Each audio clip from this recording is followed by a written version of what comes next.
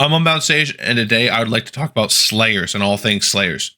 So basically, what is their competition? Why do they feel so underwhelming compared to other pieces of content and other pieces of characters? And like, what can we do to give Slayers the love they deserve? Right? Note this is all off of alpha information. The game has had 3 months to develop since then, and most of the development time has been set with polishing, and I'm sure they are aware about Slayers underperforming. So I'm sure that these problems are already fixed, most likely. And if not, there are still 2 months for them to fix it. I am not worried at all. 2 months minimum, right? I don't know. I guess it's 1 month minimum, but like 1 to 3 months to fix this. So, but I want to explain to the community why we're not recommending Slayers like as the CCs are not. Let's go ahead and get into it. Right. I think the first thing we need to nail down to kind of talk about this thing is how is damage calculated? So damage is your damage stat, which is your attack for Slayers. Your ability multipliers play a very big role into this. Crit damage, if you're crit capped, which we're going to assume you're crit capped for this video, right? This is end game kind of Slayer builds, and other sources of damage amp. The one thing we're not sure about, right? And I'm sure about this damage calculation, but we're not sure if multiple sources of damage amp are additive or multiplicative with each other, right? I think they're multiplicative. We saw very big numbers in the alpha. They could have seen those numbers and got scared and made it additive, which would be perfectly reasonable on their part. But just know that everything is multiplied together. That will be important for later in the video. Okay, so let's go ahead and talk about the competition of Slayers, right? Who else is doing damage? Well, we have our Slayers here. The humble Slayer, if you will. I love Musashi. I love Musashi's looks, and I love his kit. He's awesome. He's great. They're fighting against Defenders. And we saw in the alpha, Defenders have a very strong package with Shishi and Heimdall. Shishi is giving team-wide attack up to Defenders and TN units, right? But Defenders. And Heimdall is giving a very, very good retaliate and defense up, which is their damage stat. So a defense up on a defender is just as valuable as an attack up on a Slayer. So they have really powerful utility, really powerful access to the buffs they really care about, and team-wide attacks as well. Retaliate and team-wide attacks and speed as well is another way to get more damage out of characters. So, Musashi counterattacks as well. We saw like Zeus taking extra turns. We see Wukong joining attacks. These are all ways to get more damage as well. And these are multiplicative. So when we talk about damage amps, those are pseudo damage amps, and they tend to be very, very strong because of that. And lastly, we're competing against brawlers, right? And there are some powerful brawlers. Hercules, for example, does AoE Acid, has a very powerful stun, which under Immortal does a lot of damage. And the other two classes have a lot more longevity when it comes to their effective HP pool than Slayers do. So because of that, Slayers need to do significantly more damage than these two other classes to really stand out, right? And I don't think we're really seeing that. And so let's go ahead and talk about one way we can do that here. We have Guan Yu. Guan Yu is a standout Slayer because you don't need to build him as a Slayer. You build him tanky, because that 5% damage is static. There is no way to increase that damage. And I wasn't sure from me reviewing VODs, but it looks like it pierces as well. What I mean by that is it ignores defense. So this is very strong, and it made Guan Yu a potent person as a damage dealer in the alpha, where, we didn't have the best gear. It was hard to get. Slayers are very gear hungry. They need their attack stat. They need to have speed. They need crit damage and crit rate. That's 4 stats right there that they really, really want. And then obviously you need a little bit of survivability so they don't die. And so they need so many stats, and they're so stat hungry. But a well-built Slayer in the late game should have no problem doing 5% of a target's max HP. It doesn't matter what they are, what boss they are. A well-built Slayer should overcome this because, and that's my philosophy, right? As I think that a Slayer should be doing a lot more damage than this, right? So what's the problem, right? Well, how do we beat Guan Yu? How to beat the other people? The answer is simple. The attack up buff, 40% more attack. Very good. There is another buff, Sharpen. Great damage stats. up 10%, right? And then we have Drain, which is the damage amp, 20%, right? All these together are really good sources of damage amp. Well, two of them are really good sources of damage amp, right? So, and then, you know, we'll get to that in a second. But the only thing to note is everything is multiplicative. I see people talking about the order mattering. The order does not matter if it's all multiplicative. That is the commutative property of multiplication. What does matter is how many damage amps you get on, right? That means every increasing vector you add is better than the last, right? So it doesn't matter the order you apply them in, but it matters how many you have. That's really how you start to get these numbers big, right? One problem. The sources of our Slayer buffs are slim. Assault A5 gives us attack up 1, and then these two have it on their ultimate in the alpha. We did see Vivian giving attack up 2 on the core, which seemed very strong. And then obviously Freya is a Slayer's like dream come true with sharpen and attack up and scaling attack as well. But I'm hoping, you know, we only saw a third of the characters in the alpha. I'm hoping that some epics and rares have good sources of these buffs. All right, quiz time. Which one is the better buff? Attack up 2 or sharpen? So is attack up, is it sharpen? Are they always equal? Or does it depend on the stat of the buff receiver? Right. So I'll give you guys a few seconds. You can pause if you want to. So if you chose B or D, I'm glad you're here, because we gotta have a conversation. The answer is A. It's not even close, right? And I'll show you the reason why. It is the process I'll make is crit damage amp is overrated, and here is the damage formula from the first slide here. Assuming, you know, we are a Slayer, so attack is what matters. Our ability multiplier, and then we have 100% crit chance. So let's go ahead and let's apply to the right side of the equation.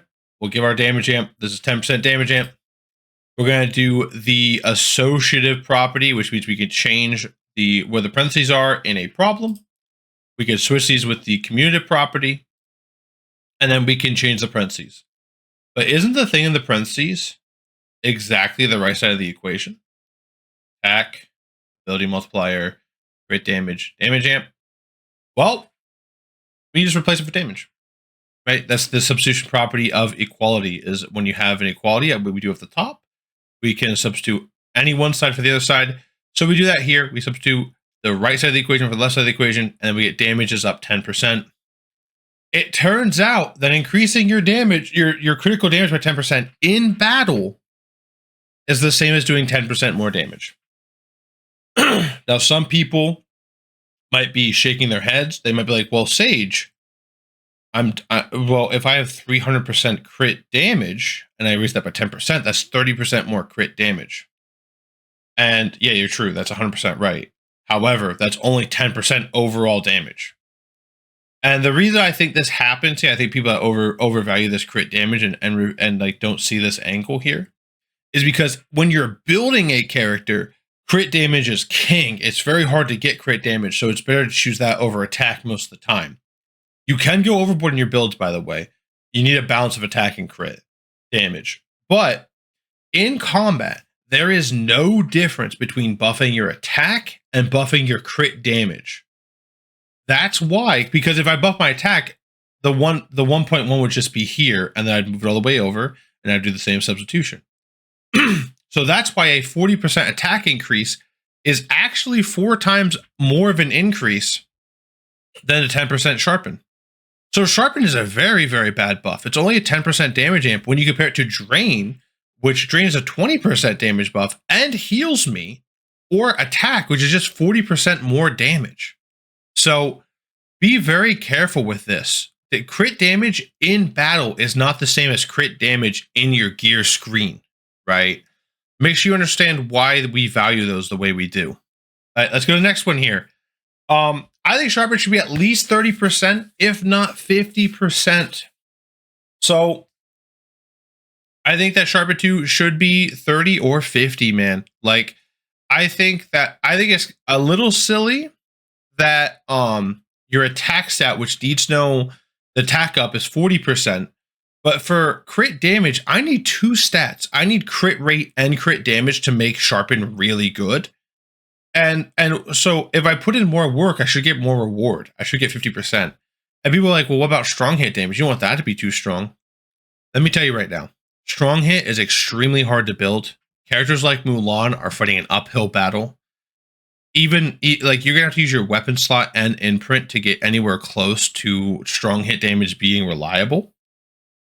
And I think if you build a Mulan or a Beowulf, and then with a strong hit build, and then you give them a sharpen from a character. I'm assuming Mulan does not have sharpen in her kit, by the way.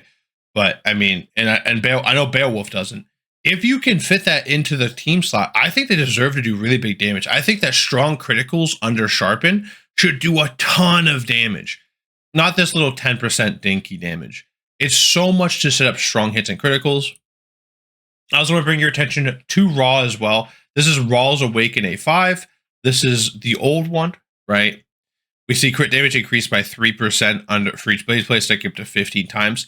This is concerning to me because it doesn't say crit damage stat. Well, this does say crit damage stat.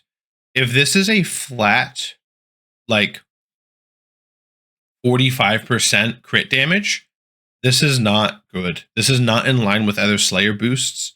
Most Slayer boosts are a minimum of 50%, but if you have 300% crit damage and this gives a flat 45, that is only 15% more damage for placing 15 blazes over a combat.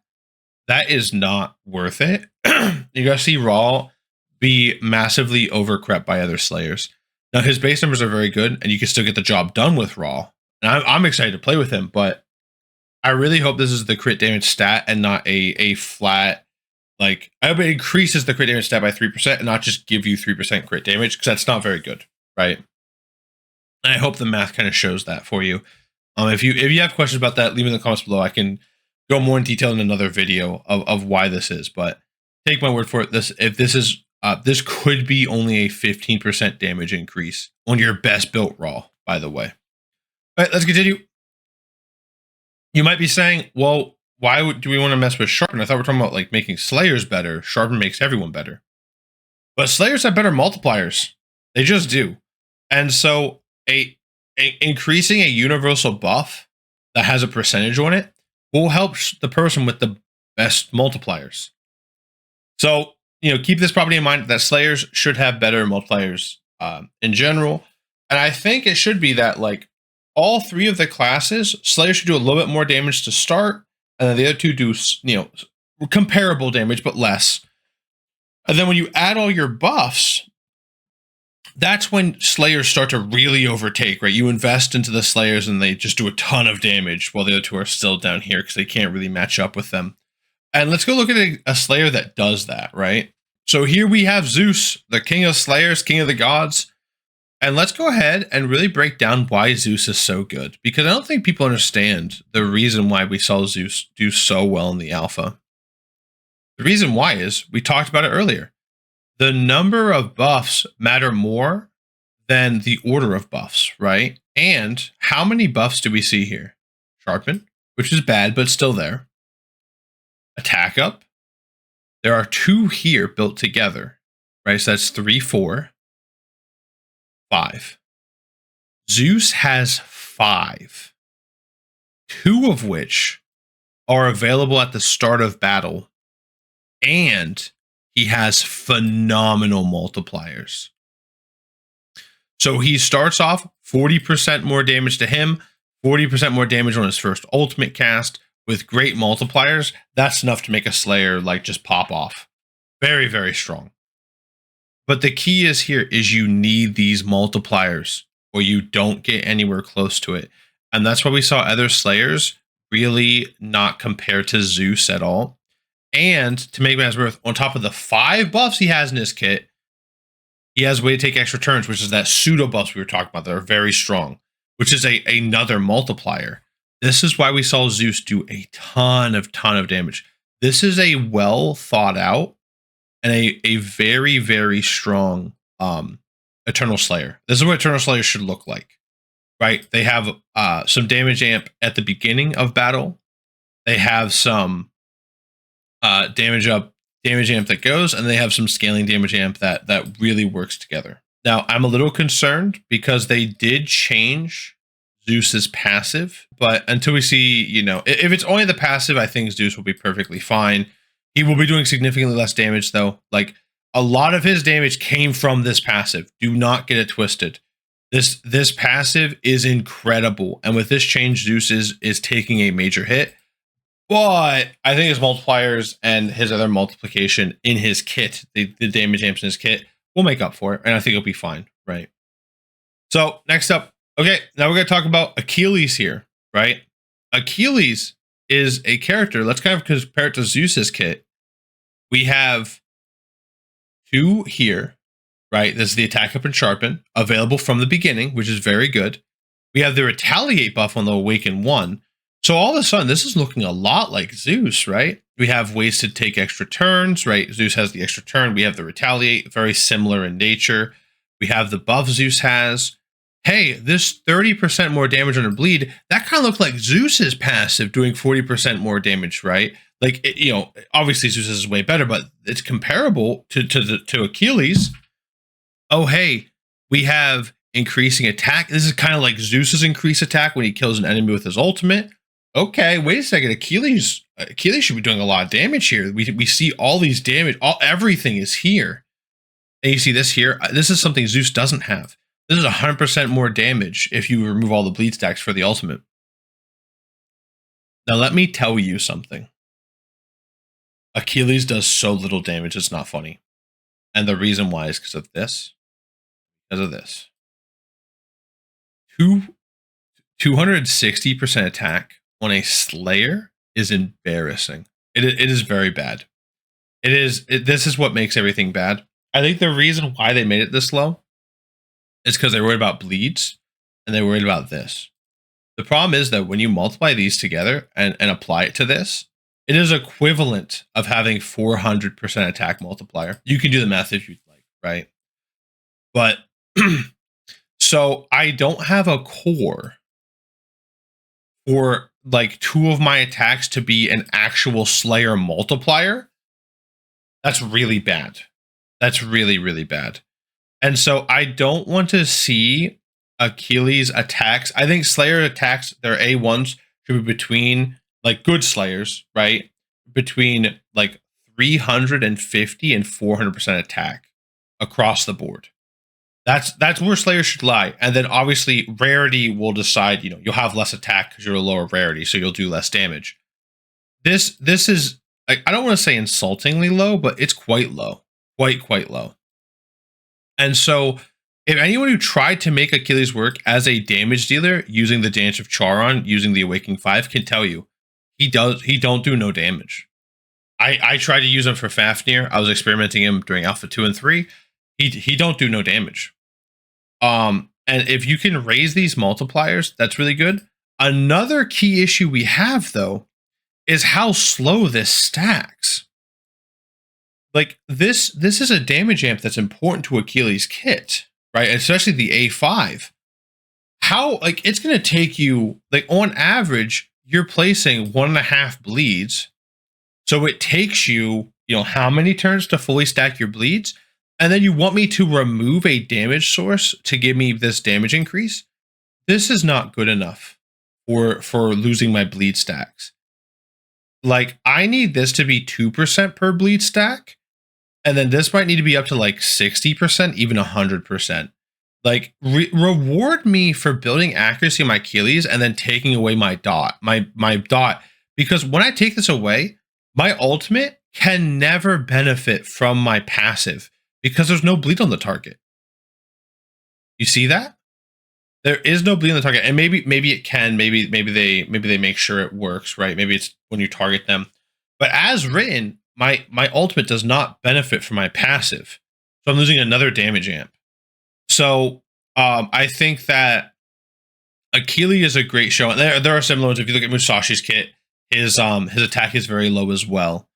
And yeah, and I think the problem that happens here is this is a lot of work to get my Slayers the multipliers they need to win. You're asking a lot of me to really boost my Slayers up. And the reality is, what we saw in the Tower of Strife, they said was going to be like end game level of content. It's not hard enough to justify this. Defenders do enough damage. They have enough tools in the toolbox, and they're safer. Honestly, you don't need fully stacked Achilles level of damage to clear the alpha. You just didn't. Like, you could take in a 4-man defender team and still clear the alpha, right? I'm going to show one more thing as well. With Hell, right? It's going to be the same thing here. This is crazy good, right? In terms of dungeons, right? In terms of how this works here. This is a very good damage amp. And if you can get attack up and sharpen on Hell, she's going to be doing a lot of damage. The problem is, though, it just doesn't matter, because Slayers in Arena, they're never going to get this going. Like, they don't have their damage from turn 1, so it makes them bad in PvP. They need to scale up to their damage. And 2, if the hardest content in the game is similar to the bottom floors of Alpha, I looked at some old videos. I looked at a Charlemagne video, actually, and he had a Hell that was built. And his Hell, I have it written down here, is 2500 attack and 150 crit damage, which he admit was bad, but it got the job done. And I don't think he utilized this passive at all. I don't think he killed people with the ultimate. So Slayer's multiplication are too slow and unnecessary to clear content. It does not clear content faster. Defenders are strong enough, right? And I think that's a problem. So I think that we need our Slayers to scale faster. I think we need more access to the buffs that make them very strong. And I think that their base numbers, especially at the epic level, need to be stronger. And I think that's the Slayer problem. And once again, I'm going to end with, I'm sure Fateless knows all this, right? I'm sure they have very, very talented people that, saw the numbers of Alpha. They understand that Slayers were doing a lot of damage, and they've already done changes. Like, I think Rawl's new passive, giving that damage amp to his ultimate, is a great, great change in the right direction, right? They understand what Slayers need to do their job. And if they continue to go through the entire, epic kits and bump up their base damage and make scaling, especially Achilles, man, you need to reward me more for taking away those bleeds. Those bleeds are so valuable. And he's a single target damage dealer. Like, I don't understand why the ultimate's not doing 500% attack as a base. He's a single target damage dealer, and you're asking me to take away my bleeds. Like, really reward me for that. Make that hit, that should be doing 20% of the boss's HP. When he's fully stacked and I take away the bleeds, I should be absolutely smacking the boss. If not, I'm just going to use Guan Yu, or I'm just going to use defenders, because the game's not hard enough to go through all the trouble, right? It just, like I said, assuming that they said that the bottom of the tower is similar to the kind of end game content they're thinking for. I don't need to go through the hassle of raising my Slayers. I really don't. So I think if Fateless want to change that and make Slayers more viable, they need to make the scaling faster. In terms of stuff, I think Hell's is in a great spot, but Achilles scaling needs to be faster. Musashi scaling needs to be faster.